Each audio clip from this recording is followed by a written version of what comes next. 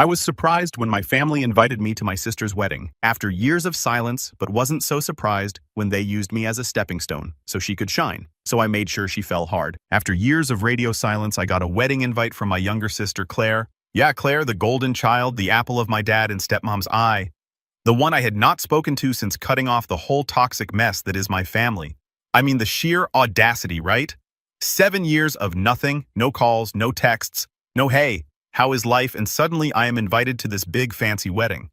It was not just the invite, though. There was a handwritten note tucked in there, Claire's handwriting unmistakable. She wrote that she missed me and wanted to fix things. I stared at it for a long time, trying to figure out if this was some kind of prank. Like, was she serious after everything that happened, after how they treated me? Now she wanted me back in the fold. For context, let me rewind a bit. Our mom passed away when I was 15 and Claire was 12. It wrecked us, as you can imagine. But while I was still trying to process my grief, my dad was out there moving on. A year later, he remarried her, Denise, the stepmom from heck. From day one, she had this unspoken mission to erase every trace of my mom. Family photos gone, my mom's favorite decor packed up and thrown out. I was devastated, but Claire, she clung to Denise like she was some kind of savior. I could not blame her. She was just a kid, and she needed someone. But me, I could not stand Denise or the way she controlled everything. Things got worse as we got older. By the time I went to college, Dad refused to help me financially. His reasoning, I needed to man up and learn responsibility. Meanwhile, he was showering Claire with everything: college tuition, a brand new apartment, even a car, all paid for without a second thought. I was juggling part-time jobs, barely scraping by, and trying to build an event planning business from scratch. Denise, of course, dismissed it as playing around, while Claire was the star of the family, excelling in school and apparently deserving of all their support. Eventually, I had enough. After years of feeling like I was the outsider in my own family, I cut ties. No dramatic confrontation, no big fallout, just silence. I stopped calling, stopped visiting, and focused on building my life. I threw myself into my work, and honestly, I thrived. My business grew beyond anything I ever imagined, and I was finally in a place where I did not need anyone. Not Dad, not Denise, not Claire. Which brings us back to the wedding invite. At first, I wanted to toss it in the trash. Why should I care? They did not care about me when I was struggling to get through school, when I was scraping together enough money to buy groceries, when I needed a family. But something stopped me. Maybe it was curiosity, maybe it was the note from Claire. I could not tell if she was genuine or if this was just another one of Denise's manipulations. Either way, I decided to go. If nothing else, I figured I could show up, see how things played out, and leave if it got too unbearable. Here is the thing, I was not planning to go empty-handed. Despite the years of animosity, I still wanted to do something nice for Claire. I offered to help plan her wedding, give her the full service from my company at a massive discount. She politely declined, saying Denise had already taken care of everything. That stung a little, not going to lie, but hey, I had done my part. I had extended the olive branch. The ball was in their court. So there I was, prepping myself for the big day. I knew walking into that venue would stir up a lot of old wounds, but I convinced myself it was worth it. Maybe Claire was sincere. Maybe this was her way of reaching out, of trying to make amends.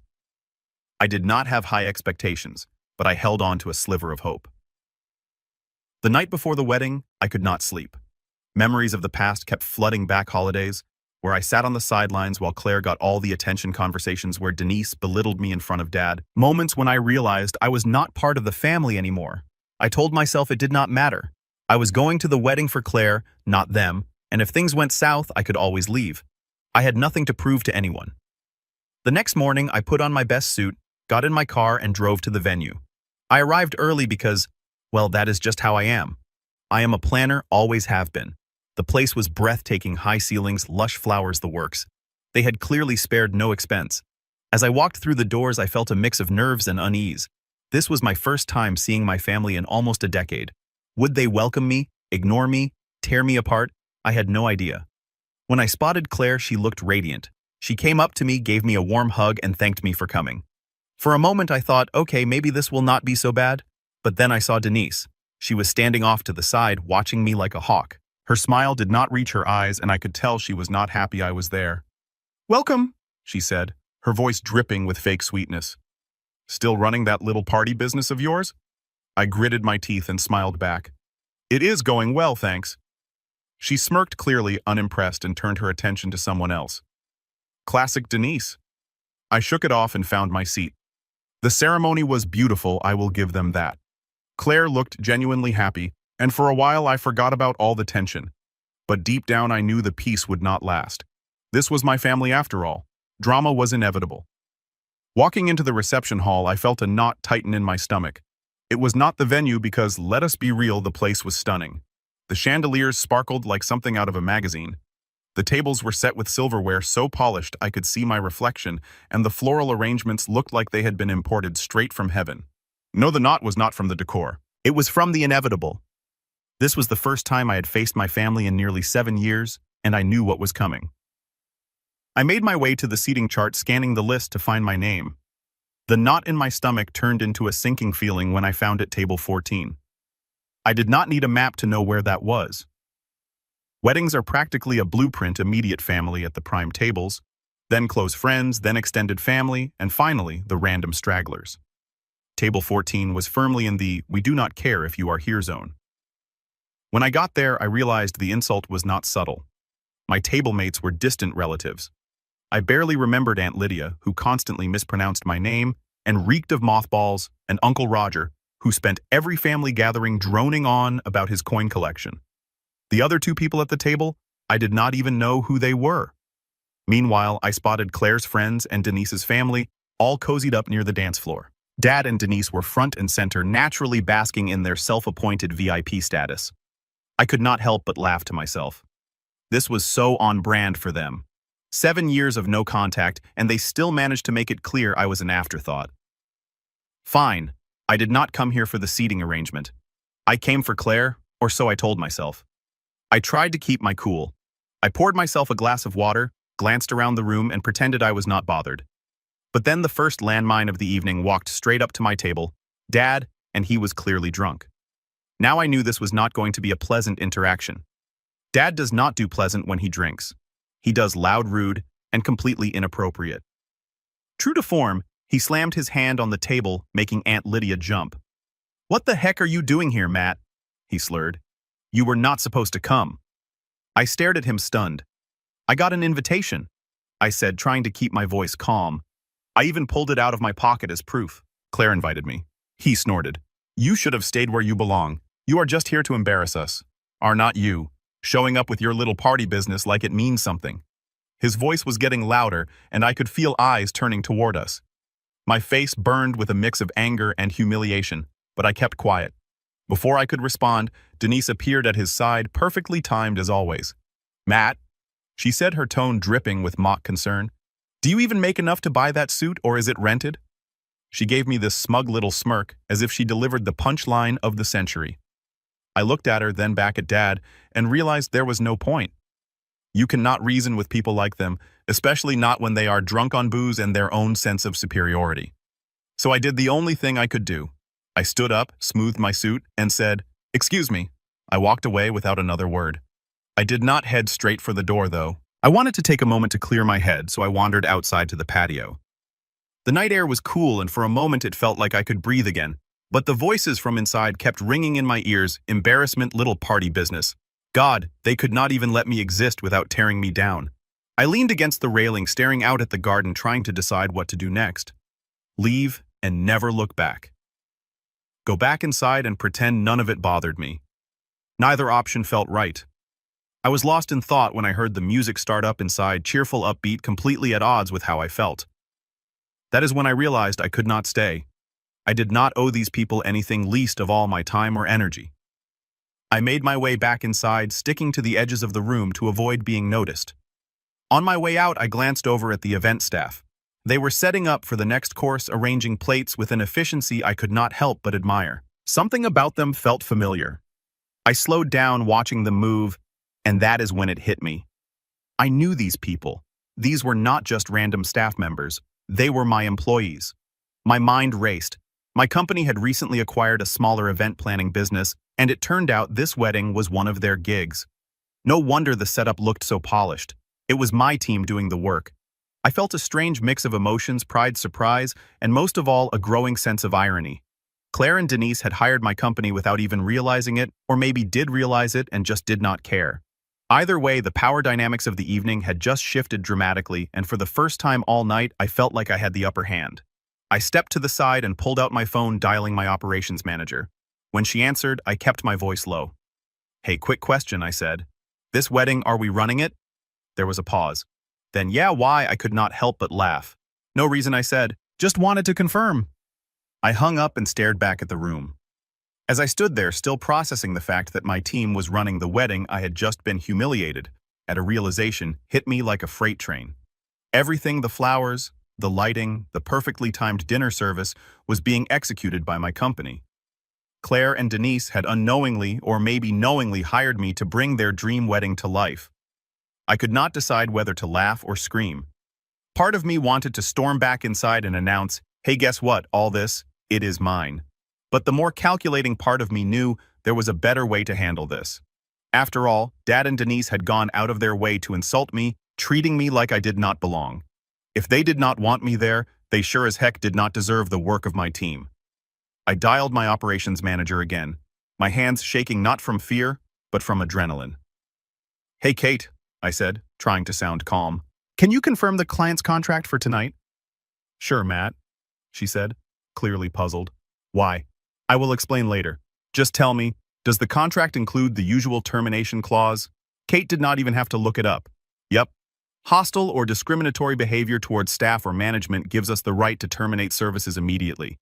"Bingo, perfect," I said, a smile creeping onto my face. "We are invoking it. Start packing up."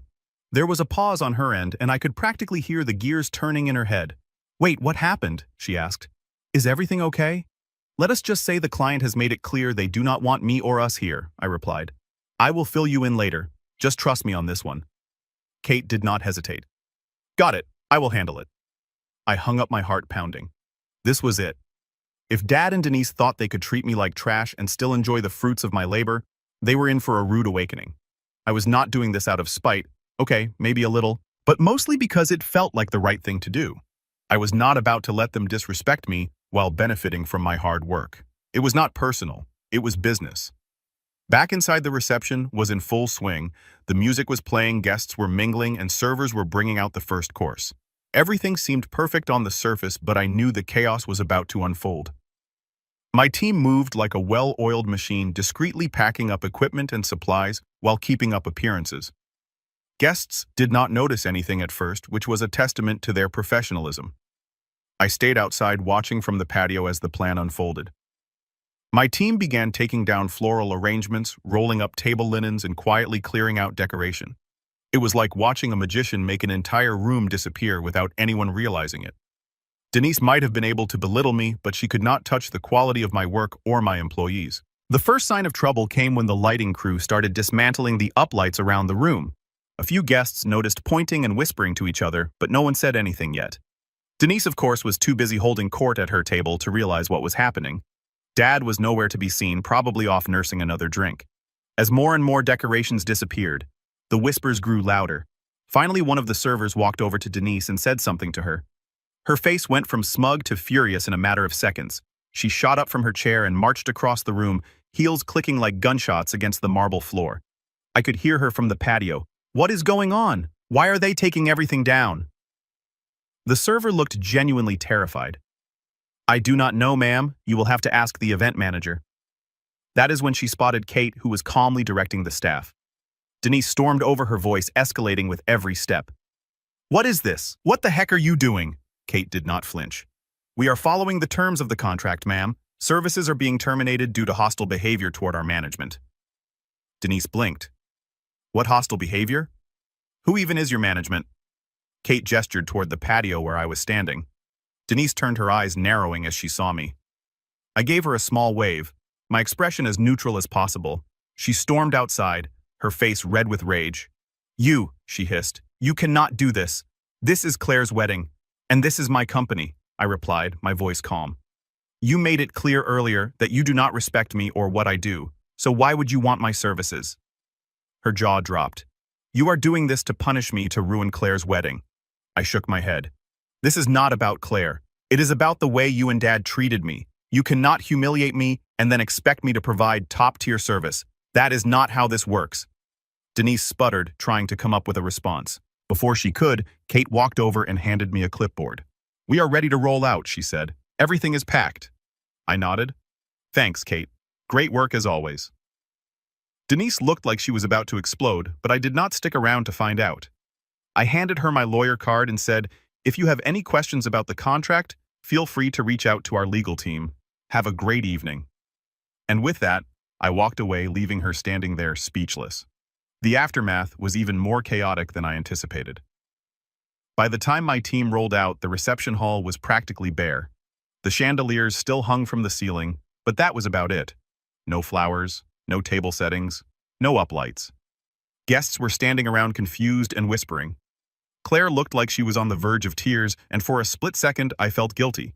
But then I reminded myself this was not about her. This was about standing up for myself. The drive home from Claire's wedding should have been satisfying. I just orchestrated one of the most legendary mic drops of my life. But as the taillights of my team's trucks disappeared in my rearview mirror, I could not help but feel conflicted. This was not how I imagined the day going. Still, I knew I had made the right call. For the first time in a long time, I stood up for myself, not just as a business owner, but as a person. And while the night did not go the way I had hoped, I was not going to let that stop me from moving forward. This was just the beginning. I did not have much time to dwell on it, though, because the fallout began almost immediately. The first inkling of chaos hit my phone about 20 minutes into my drive, text messages, missed calls, voicemails all flooding in. Denise predictably led the charge with a string of angry texts. They were long and rambling, filled with accusations that I had ruined everything and destroyed Claire's big day out of spite, each one more dramatic than the last. Denise was not just angry, she was furious, the kind of furious where every sentence ends in an exclamation point, and the entitlement practically drips off the screen. "I cannot believe you did this to Claire," she started. "You are a selfish, vindictive little boy who cannot handle someone else being happy. You ruined this family's reputation.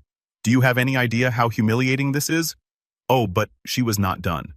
The messages went on and on, each one more unhinged than the last. She accused me of sabotaging the wedding out of jealousy, called me pathetic, and even demanded that I refund the entire cost of the event. Yes, refund. She genuinely believed I should pay her back for the services my company had already provided, as if she had some moral high ground to stand on. "You have embarrassed this entire family," she continued. "Do you know what people are saying about us now? I should have known better than to trust you with anything important. You are a failure, Matt, and you always will be." The audacity was almost laughable. I did not respond and just muted her number. She was not worth my energy. Dad was not far behind. His voicemails were less coherent but just as nasty. "I will spare you the details, but let us just say the phrases 'selfish brat' and I will sue your butt" featured prominently. He even threatened to call the cops at one point, which honestly made me laugh. Call the cops for what? Breaching a contract he did not even know existed?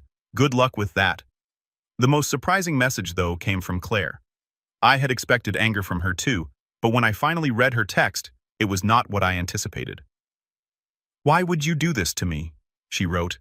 "I thought you came to support me. I did not think you would ruin my wedding." Oh, that one hit harder than I expected. It was not like Denise's venom or Dad's drunken tirades. This felt like genuine hurt. Claire and I had not been close in years, but I could still hear the pain in her words. I could tell she genuinely did not understand why I had made the decision I did, and honestly, I did not blame her. Claire had always been caught in the middle of this mess. Denise had her claws in her from a young age, and Dad was not exactly the kind of parent who encouraged independent thought. Claire had grown up in the same toxic environment I had escaped from, but instead of fighting it, she had adapted to it. I wanted to respond to her to explain my side, but I was not sure it would make a difference. For a second I wondered if I had made a mistake, but then I remembered why I had made the call in the first place. The next morning the situation escalated. Denise, true to form, could not let it go. She started calling people family members, friends, anyone who would listen, and spinning the story in her favor. By noon I had already received texts from 2 aunts and a cousin, all asking me to explain what really happened. To save myself from repeating the same thing over and over, I sent out a blanket text to the handful of relatives I still semi-trusted.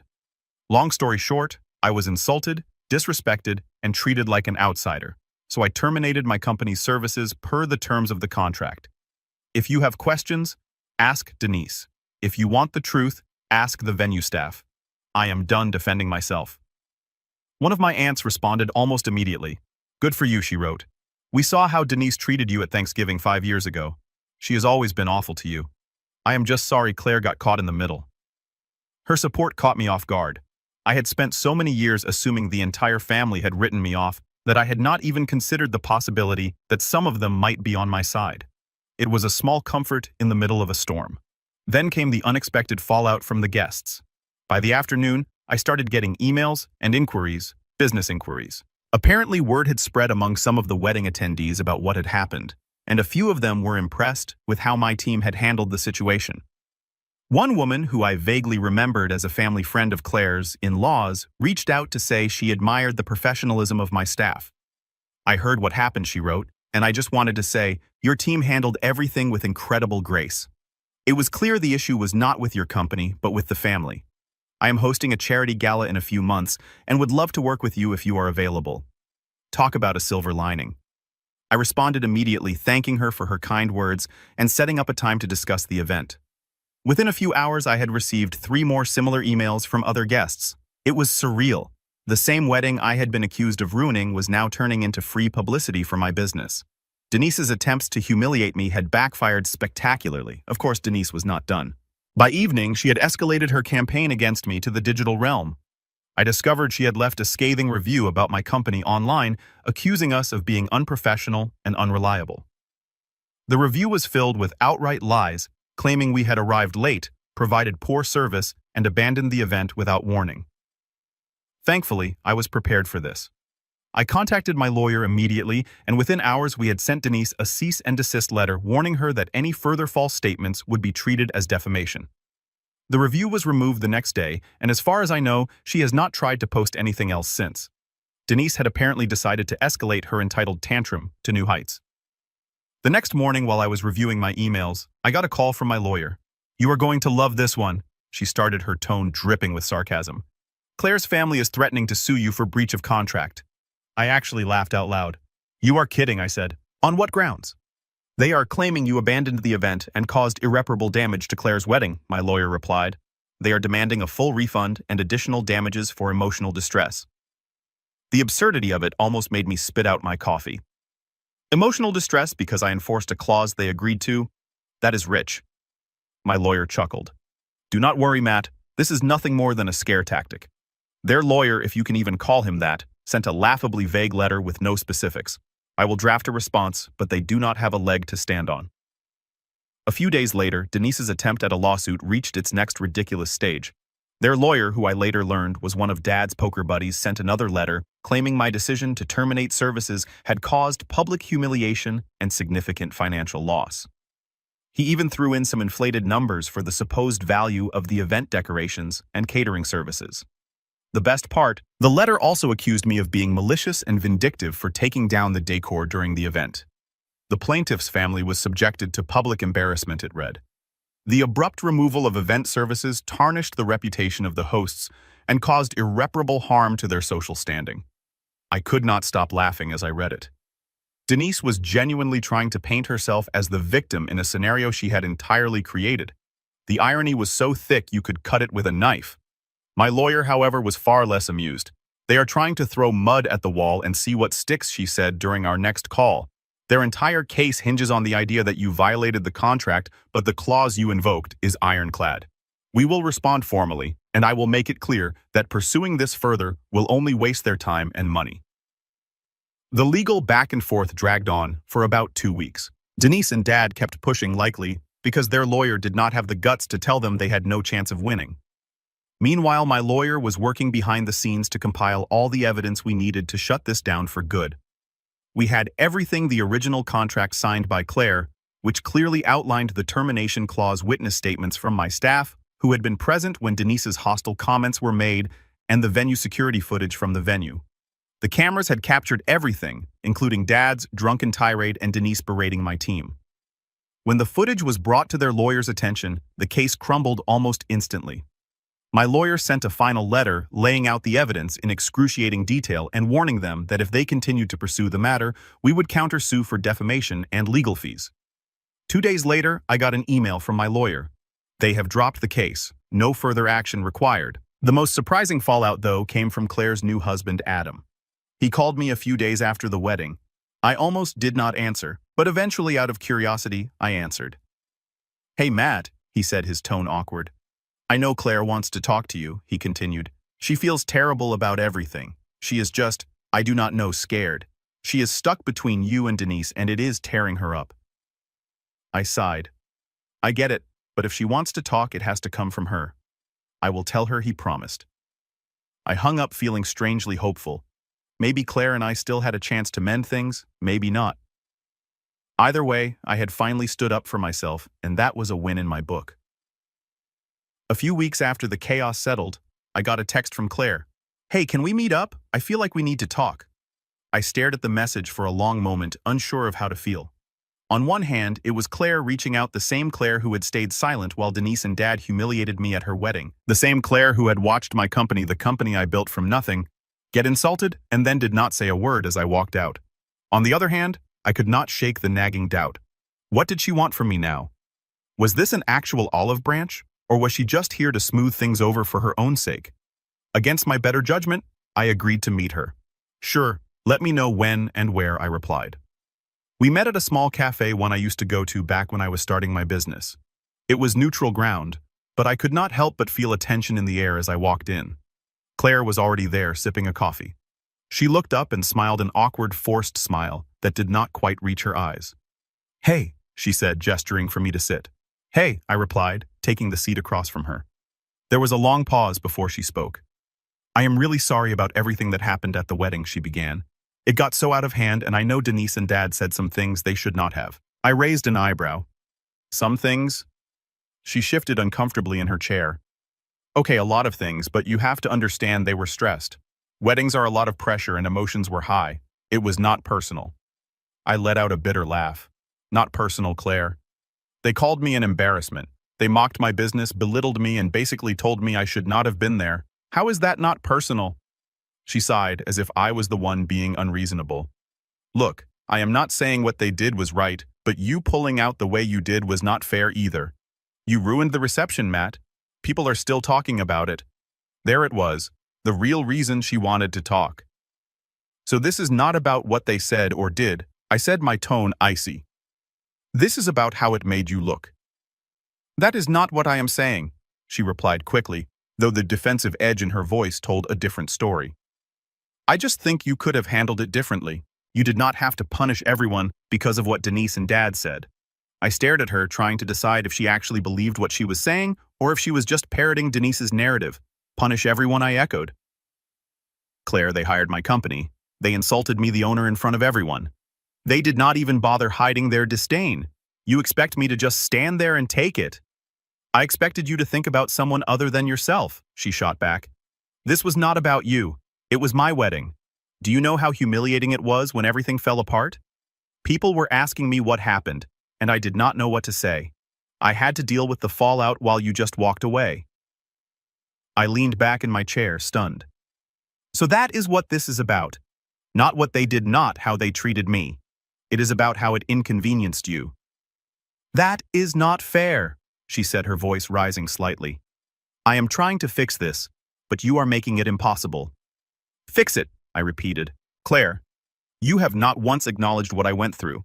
You are sitting here blaming me for standing up for myself because it did not fit into your perfect little wedding narrative. Do you even hear yourself?" She crossed her arms, her expression hardening. "Maybe I would not have to say this if you had not made everything about you. I invited you to the wedding because I wanted you there. I was trying to include you, but you turned it into a disaster." I felt a sharp pang in my chest, but it was not sadness. It was clarity. This was not a misunderstanding. Claire was not stuck between Denise and Dad. She was just like them, entitled, manipulative, and incapable of taking responsibility for her actions. I stood up, tossing a few bills onto the table to cover my coffee. "You know what, Claire? I am done with you, with Dad, with Denise, all of it. I have spent my whole life being the scapegoat for this family, and I am not doing it anymore." Her eyes widened. "Matt, wait." "No," I said firmly. "You do not get to rewrite this. I came to your wedding because I thought maybe things had changed, but all I got was the same disrespect I have dealt with my whole life, and now you are sitting here blaming me for having the audacity to walk away from it. I am done, Claire, for good. She sat there stunned as I walked out of the cafe. That was the last time I spoke to Claire. She sent a few texts in the days that followed, but I did not bother responding. There was nothing left to say. She had shown me who she really was, and I believed her. As for Denise and Dad, I cut them out of my life completely, and it was the best decision I had ever made. In the months that followed, my company thrived thanks in part to the wave of new clients who had been impressed by how professionally my team handled the wedding fiasco. Denise and Dad might have tried to tear me down, but all they did was make me stronger. And Claire, she became just another part of my past. I stopped wondering if she would ever see things differently, because it did not matter. Family is not about blood. It is about respect, and none of them had shown me any. And honestly, I do not regret a thing.